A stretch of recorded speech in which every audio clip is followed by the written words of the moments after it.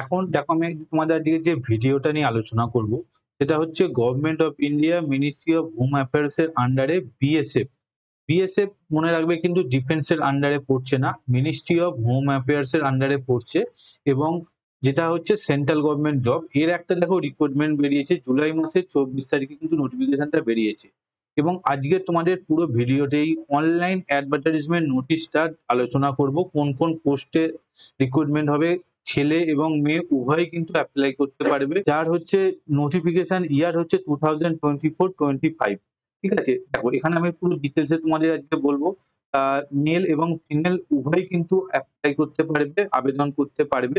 যার ভ্যাকেন্সি দেখো 3588 খানা, এবং ছেলেদের জন্য 3406টা ভ্যাকেন্সি এবং 182টা ভ্যাকেন্সি ফর ফিমেল ক্যান্ডিডেট।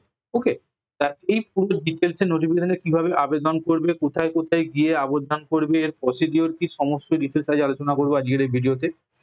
তা ভিডিও শুরু করার আগে তোমাদের আরো একটা ছোট্ট আপডেট দিতে, আপডেটটা একবার দেখো। দেখো তোমরা যদি ওয়েবসাইটে যাও, এখানে গিয়ে সমস্ত দেখো চাকরির এবং কলেজের কোথায় কোথায় ভালো ভালো কোর্স করানো হয়, চাকরি রিলেটেড কোর্স, এছাড়া স্পোকেন ইংলিশের সমস্ত ডিটেলস তোমরা কিন্তু এই চ্যানেলে পেয়ে যাবে। তার জন্য তোমরা চ্যানেলটাকে সাবস্ক্রাইব করে দাও যারা এখন সাবস্ক্রাইব করোনি, তা এরকম সমস্ত আপডেট পাওয়ার জন্য।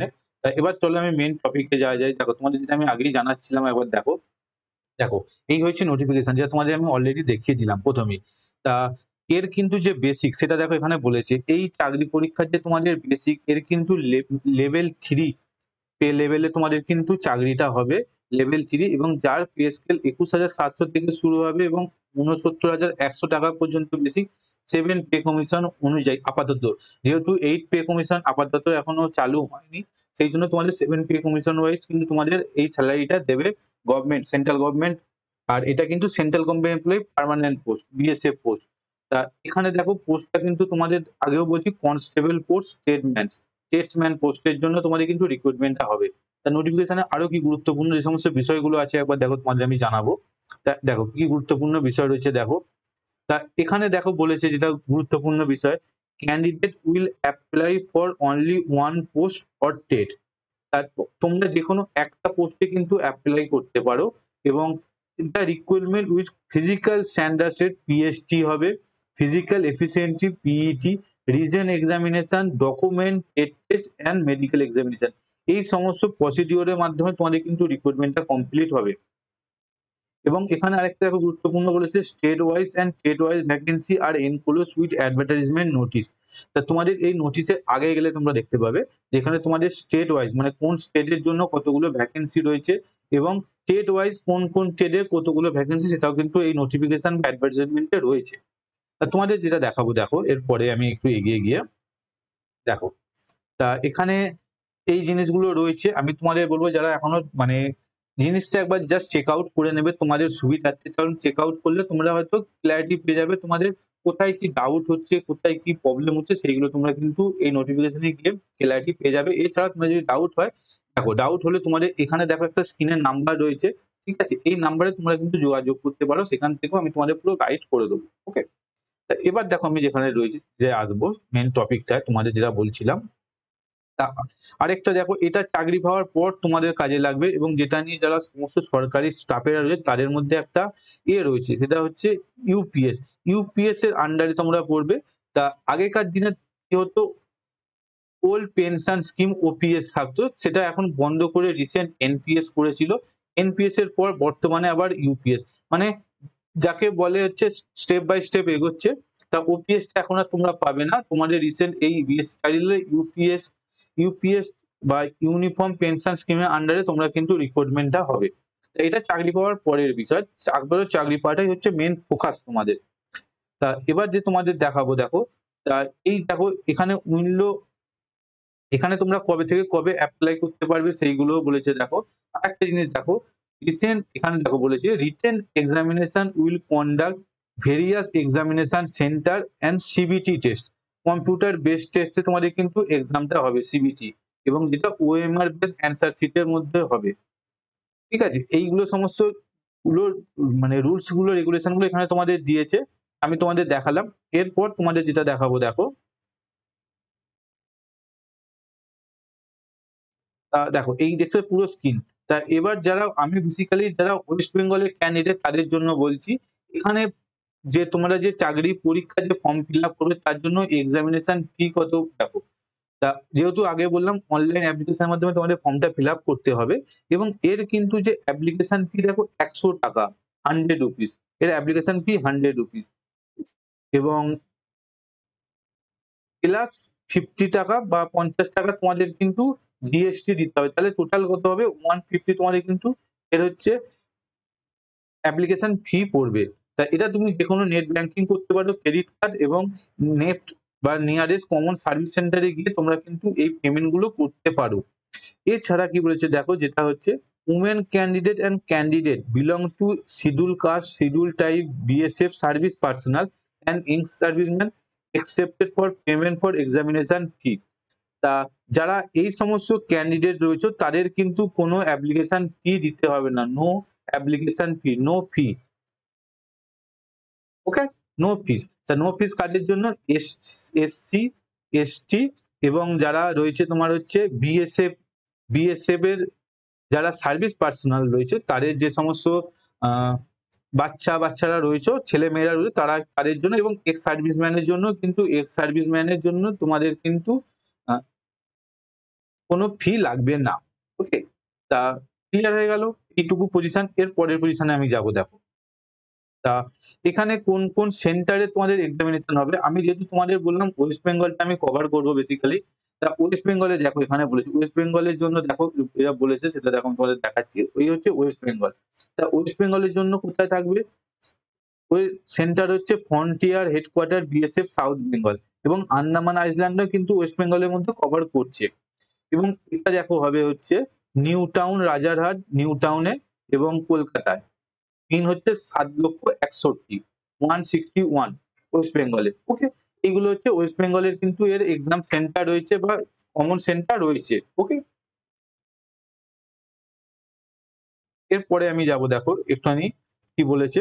তা এখানে দেখো যেটা তোমাদের দেখাবো নোটে যে পয়েন্টটা বলেছে, centre for conduct of the first second phase exam may change if required due to administrative reason as well depending number of candidate. যদি বেশি সংখ্যক ক্যান্ডিডেট এখানে তোমাদের হয় তাহলে কিন্তু এক্সাম সেন্টারটা কিন্তু চেঞ্জ হয়ে যাবে।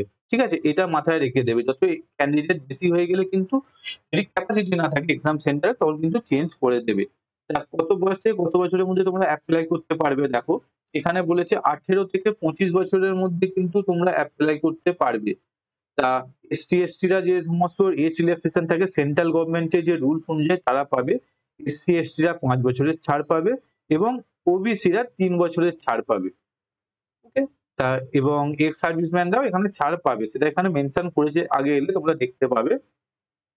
তা ক্লিয়ার হয়ে গেল। তা কত থেকে কত আমি এখানে বলেছি 18 থেকে 25 ইয়ার্স এর মধ্যে যারা রয়েছে তারা কিন্তু অ্যাপ্লাই করতে পারো এবং এসসি/এসটিরা কিন্তু তোমরা যারা ওবিসিরা সেন্ট্রাল গভর্নমেন্টের যে রুলস রেগুলেশন আছে তার অনুযায়ী তোমরা কিন্তু ছাড় পাবে।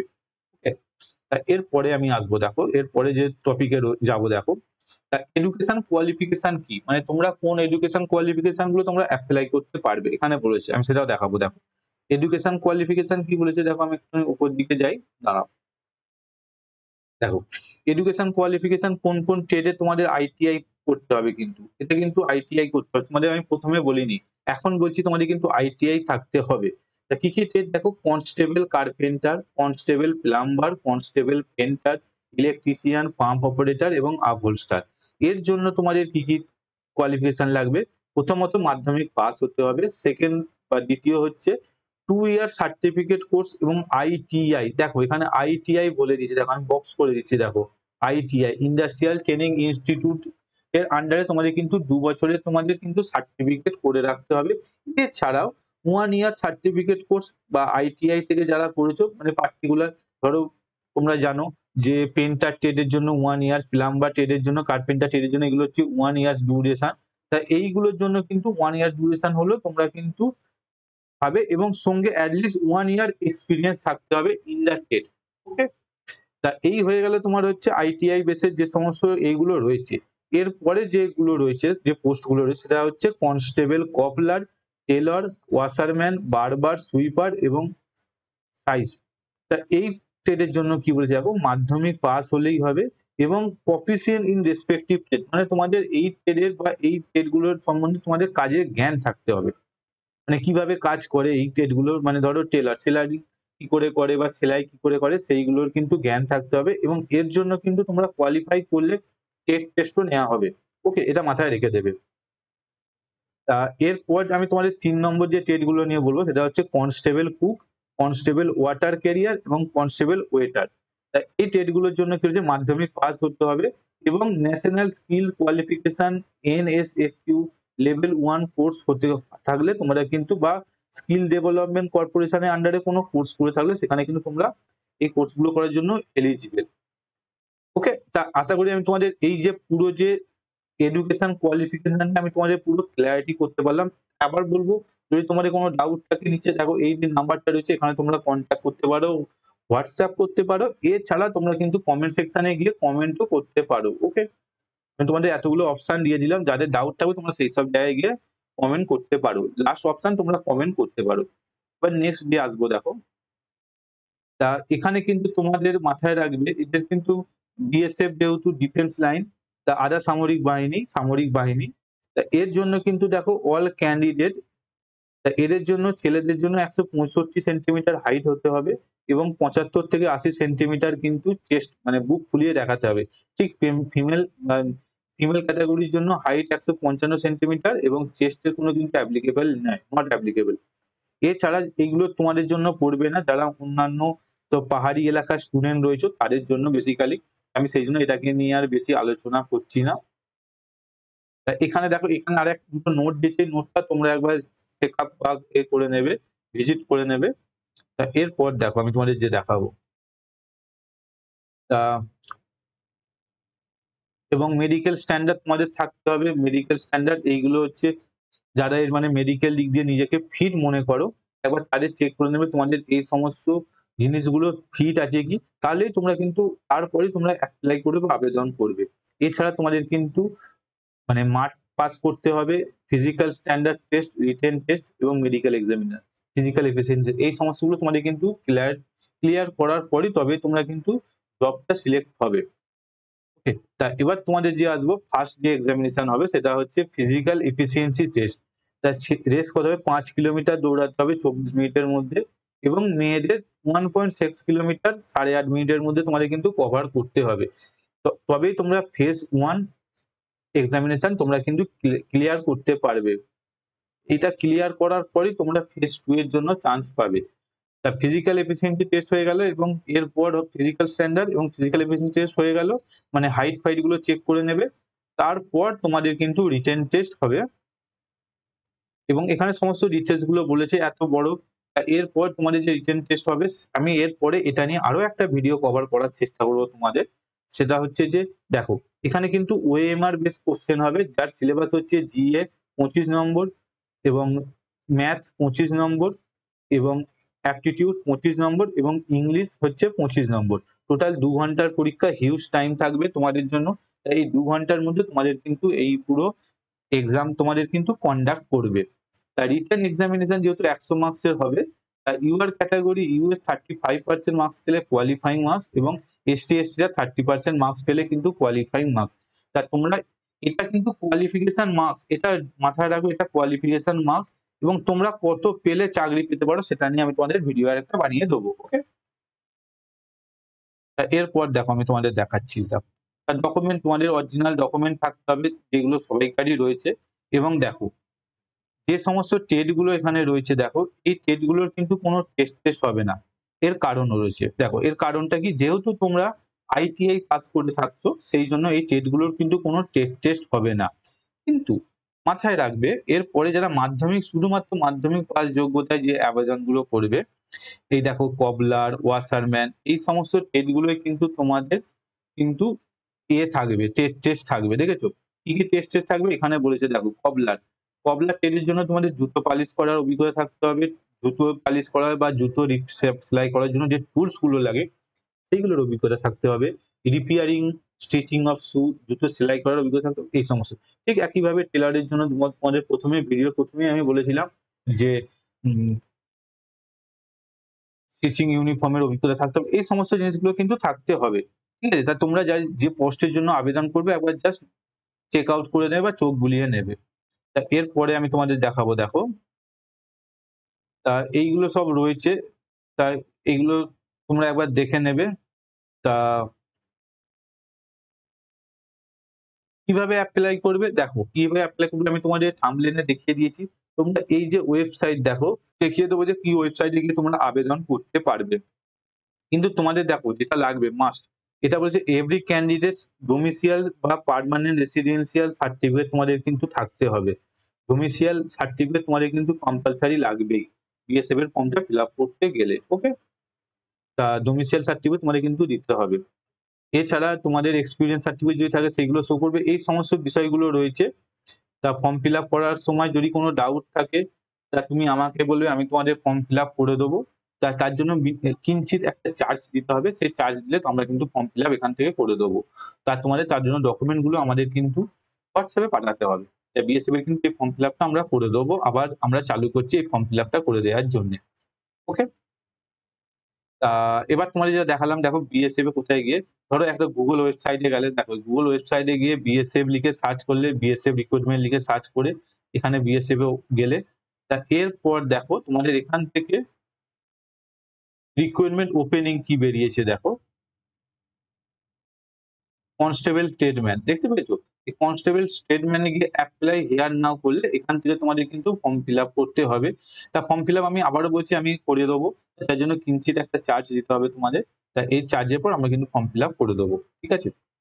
তো আশা করি তোমাদের এই ভিডিওটাতে আমি পুরো ডিটেলস নিয়ে বোঝাতে পারলাম। তা এরপরও যদি তোমাদের কোনো ডাউট থাকে তোমরা আমাকে নিচে কমেন্ট সেকশনে গিয়ে কমেন্ট করে জানিয়ে দিও।